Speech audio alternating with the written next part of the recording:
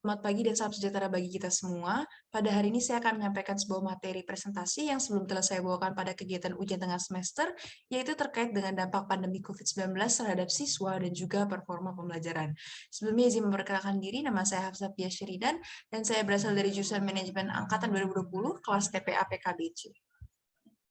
Sebagai pembukaan, seperti yang kita ketahui bahwa situasi pandemi COVID-19 telah mengubah kehidupan, mulai dari sektor pekerjaan, hiburan, hingga pendidikan, di mana seluruh aktivitas akhirnya dipaksa untuk mampu beradaptasi dengan kondisi yang ada. Nah, berhubungan dengan bidang pendidikan, masalah pandemi COVID-19 ini akhirnya memaksa pemerintah untuk menutup sekolah dimulai dari paruh pertama tahun 2020.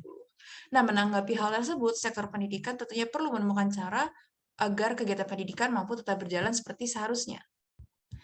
Berikut ini adalah beberapa early countermeasures yang telah dibuat oleh para pelaku pendidikan menanggapi adanya kondisi pandemi COVID-19, di mana dapat dibagi menjadi 3 kelompok besar, yaitu pelaksanaan e-learning, aplikasi belajar, dan juga penyesuaian kurikulum. Nah, pada masa pandemi telah diterapkan sebuah sistem belajar disebut e-learning, yaitu pembelajaran berbasis elektronik yang dilaksanakan secara remote. Nah, untuk memaksimalkan kinerja di e-learning sendiri, kemudian juga dibangun aplikasi belajar yang digunanya untuk membantu kegiatan belajar dan juga dibuat penyesuaian pada sistem kurikulum sehingga dapat menyesuaikan diri dengan kondisi pembelajaran jarak jauh atau PJJ.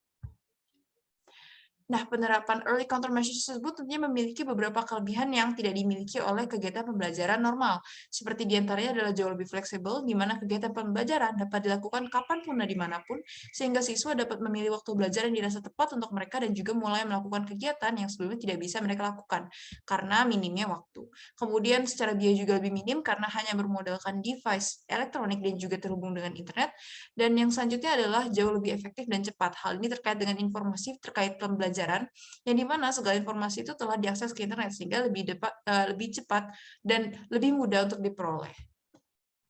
Walaupun memiliki beberapa kelebihan, tentunya pelaksanaan pembelajaran early countermeasures dilakukan secara tiba-tiba ini memiliki beberapa kendala. Yang pertama terkait dengan fasilitas yang belum merata, di mana kesulitan yang umumnya banyak dihadapi oleh pengajar dan siswa adalah karena kurangnya kondisi tetap yang mampu membantu mereka untuk mengajar atau belajar di bawah kondisi PJJ. Nah, besarnya dampak yang dirasakan itu biasanya tergantung terhadap beberapa faktor, seperti negara tempat mereka tinggal, usia, latar belakang keluarga, dan juga yang lainnya. Nah, dengan adanya fasilitas yang belum merata, tentunya hal ini sangat merugikan kelompok-kelompok tertentu yang di mana pada faktor-faktor sebelumnya saja sudah dirugikan. Berlanjut pada kendala selanjutnya, yaitu adalah terkait dengan kemampuan adaptasi, di mana perubahan akibat lockdown yang juga terjadi secara tiba-tiba membutuhkan adaptasi dari para pelakunya. Dalam kasus ini perlu dipahami bahwa semua tiga orang itu memiliki kemampuan adaptasi yang sama. Oleh karena itu banyak sekali terjadi kasus di mana kegiatan pembelajaran akhirnya gagal karena kegagalan dalam kegiatan adaptasi. Dan yang terakhir terkait dengan kurikulum, di mana problem yang dihadapi itu biasanya diakibatkan oleh banyaknya sistem pembelajaran publik yang tidak siap ataupun tidak dirancang untuk mampu menyesuaikan diri dengan perubahan yang terjadi selama pandemi. Nah, di mana kurikulum ini tuh masalahnya biasanya terkait dengan minimnya struktur yang mampu mempertahankan tingkat efektivitas pembelajaran apabila dilaksanakan dalam jarak jauh. Setelah mengenal beberapa kendala yang umumnya dihadapi, tentunya kita akan menanggapi beberapa dampak-dampak yang diakibatkan oleh kegiatan early countermeasures ini. Yang pertama berhubungan dengan unfinished learning, yaitu di mana siswa jadi tidak mendapatkan kesempatan untuk mempelajari ataupun menuntaskan program pembelajaran yang sebelumnya telah dirancang untuk diselesaikan pada satu periode waktu tertentu. Selanjutnya berkaitan dengan learning loss, yaitu learning loss dapat diartikan sebagai sebuah perbedaan hasil penilaian terkait dengan kemampuan akademik dan juga pengetahuan siswa dengan kurikuler ataupun ekspektasi yang telah ditetapkan.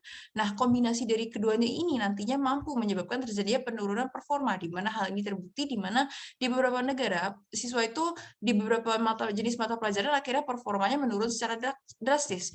Nah, penurunan performa ini tidak hanya terkait dengan nilai, namun juga bisa dari segi kehadiran dan juga segi keaktifan dalam pembelajaran.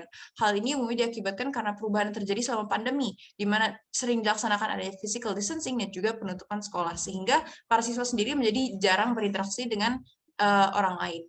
Nah, hal ini yang pada akhirnya juga akan mendorong para siswa ataupun para pelaku pendidikan lainnya akhirnya mulai mengalami gangguan dalam kesehatan mental.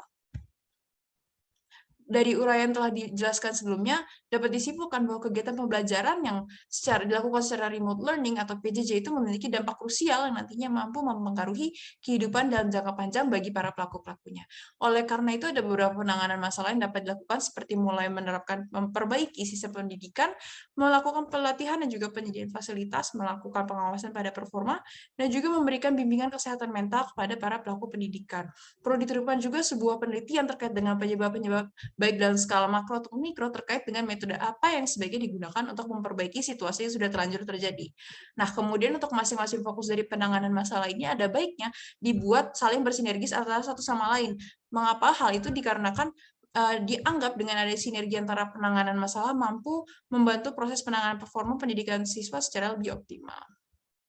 Dengan demikian dapat disimpulkan bahwa adanya penanganan terkhusus dalam menangani masalah performa siswa selama kegiatan PJJ itu sangat diperlukan, karena apabila tidak ada upaya yang dilakukan, dampak yang dirasakan nantinya itu mampu memberikan kerugian dalam jangka panjang baik bagi beberapa kelompok, terutama kelompok-kelompok yang secara langsung terdampak oleh pandemi COVID-19.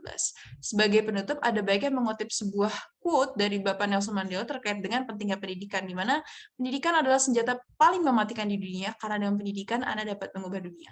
Sekian presentasi dari saya, akhir kata saya ucapkan terima kasih.